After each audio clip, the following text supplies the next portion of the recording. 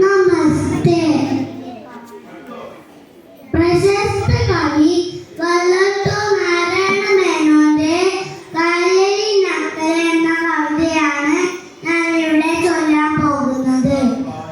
കായലിനക്കരെ പോകാനെനിക്കൊരു കളിവള്ളമുണ്ടായിരുന്നു, പണ്ടൊരു കളിവള്ളമുണ്ടായിരുന്നു. ഒത്തിരി ദൂരം ഉഴഞ്ഞു തരാനൊരു മുത്തശ്ശിയുണ്ടായിരുന്നു, നല്ലൊരു മുത്തശ്ശിയുണ്ടായിരുന്നു. അന്തിക്കു ഞങ്ങൾ ആ കായലിനക്കരെ അമ്പലമുറ്റത്തു പോകും.